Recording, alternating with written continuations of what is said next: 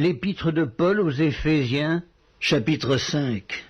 Devenez donc les imitateurs de Dieu comme des enfants bien-aimés, et marchez dans la charité à l'exemple de Christ, qui nous a aimés et qui s'est livré lui-même à Dieu pour nous, comme une offrande et un sacrifice de bonne odeur.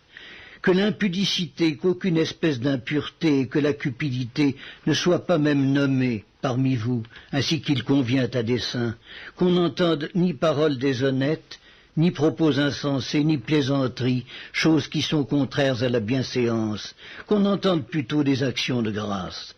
Car, sachez-le bien, aucun impudique ou impur ou cupide, c'est-à-dire idolâtre, n'a d'héritage dans le royaume de Christ et de Dieu.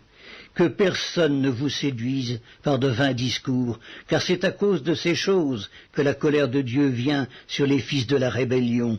N'ayez donc aucune part avec eux. Autrefois vous étiez ténèbres, et maintenant vous êtes lumière dans le Seigneur.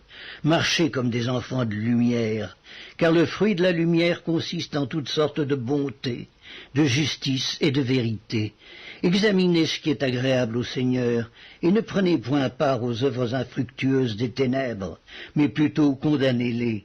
Car il est honteux de dire ce qu'ils font en secret, mais tout ce qui est condamné est manifesté par la lumière, car tout ce qui est manifesté est lumière.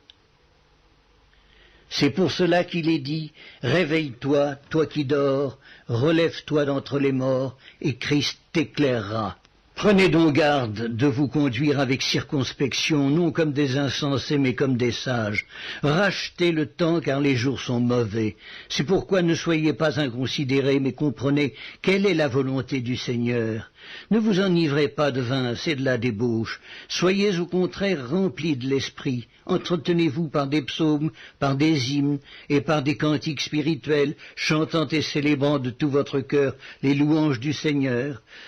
Rendez continuellement grâce pour toutes choses à Dieu le Père, au nom de notre Seigneur Jésus-Christ, vous soumettant les uns aux autres dans la crainte de Christ.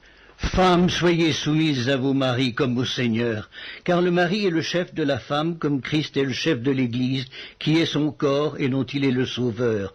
Or, de même que l'Église est soumise à Christ, les femmes aussi doivent l'être à leur mari en toutes choses. Marie, aimez vos femmes comme Christ a aimé l'Église et s'est livré lui-même pour elle, afin de la sanctifier par la parole, après l'avoir purifiée par le baptême d'eau, afin de faire paraître devant lui cette Église glorieuse, sans tache, ni ride, ni rien de semblable, mais sainte et irrépréhensible. C'est ainsi que les maris doivent aimer leur femme comme leur propre corps. Celui qui aime sa femme s'aime lui-même, car jamais personne n'a haï sa propre chair. Mais il la nourrit et en prend soin comme Christ le fait pour l'Église, parce que nous sommes membres de son corps. C'est pourquoi l'homme quittera son père et sa mère et s'attachera à sa femme, et les deux deviendront une seule chair. Ce mystère est grand, je dis cela par rapport à Christ et à l'Église. Du reste que chacun de vous aime sa femme comme lui-même, et que la femme respecte son mari.